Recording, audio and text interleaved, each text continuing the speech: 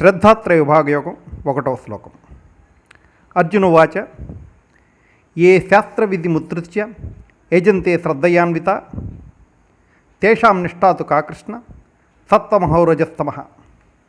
మరోసారి, ఏ శాస్త్రవిధిముత్సృత్య యజంతే శ్రద్ధయాన్విత తేషాం నిష్ఠాతు కా కృష్ణ సత్వమహో రజస్తమః. కృష్ణ, ఏ శాస్త్రవిధి తెలియకపోయినా శ్రద్ధగా పూజించే వారి పూజ సత్వ రజస్తమో గుణాల్లో దేనికి చెందుతుంది? ఇది క్లుప్తంగా దీని అర్థం. ఈ శ్లోకంలో పూజ అని చెప్పలేదు, నిష్ఠ అని చెప్పారు. నిష్ఠ అనే పదం విడిగా వాడడం, నియమం నిష్ఠ అని జంట పదాలుగా వాడతాం. నియమం బాహ్యం, పాటిస్తున్నామో లేదో అందరికీ తెలిసిపోతుంది. నిష్ఠ మనసుతో చేసేది, మనకి మాత్రమే తెలిసేది. నియమాలు యాంత్రికంగా పాటించవచ్చు, నిష్ఠ అలాగా. సూర్యోదయం లోపల స్నానం చేయడం నియమం అనుకుంటే, స్నానం చేస్తున్నప్పుడు తరువాత చేయబోయే పూజ గురించో, పుణ్యక్షేత్ర దర్శనం గురించో, లేదు కర్తవ్య నిర్వహణ గురించో ఆలోచించడం, ఇది నిష్ఠ. నిత్యం తెల్లవారుజాముని సంధ్యావందనం చేసి బ్రహ్మముహూర్తానికి పూజాధికారులు చేసే బ్రాహ్మడు ఒక ఆయన రైలు ప్రయాణం చేస్తున్నాడు. సరిగ్గా 4 గంటలకు మెలకు వచ్చింది. కంపార్ట్మెంట్ బాత్రూంలో నీళ్లు రావడం లేదు. తన బాటిల్లో కాస్త నీళ్లు ఉన్నాయి. ఒక్కసారి పుక్కిలించి చూశాడు. వెళ్ళి తన సీట్లో కూర్చొని ఆచమనంతో సహా తర్పణం, ప్రవర చెప్పడం వరకు జపమంతా కనిపించాడు. అంతా మౌనంగానే. ఇందులో నియమాలు కనపడవు, నిష్ఠ మాత్రం కనపడుతుంది. ఇదేదో బాగుందని ఇంటికి వెళ్ళాక అప్పుడు కూడా ఇలాగే పూజిస్తే కనుక అది ఖచ్చితంగా తప్పే. అంటే ఒకచోట తప్పు అనుకున్నది ఇంకొక చోట ఒప్పు అవుతుంది.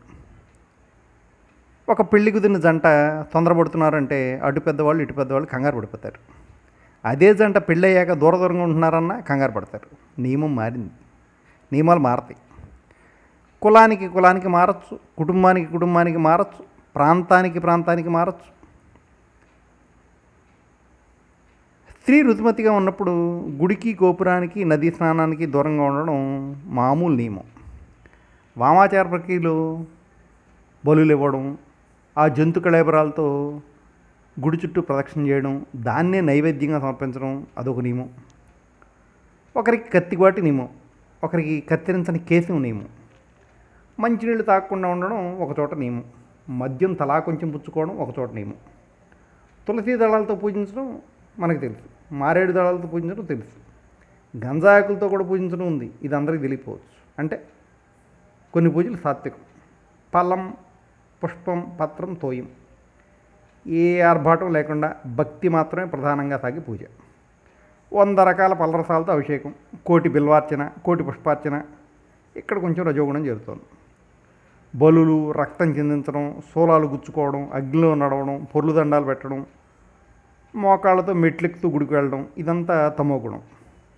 ఏ శాస్త్రం తెలియకపోయినా శ్రద్ధ మాత్రమే పూజించే వారికి నిష్ఠ ఎలాంటిది అంటే ఈ 3 గుణాల్లో దేనికి చెందుతుంది అని కృష్ణ భగవానుడిని అర్జునుడు అడుగుతున్నాడు.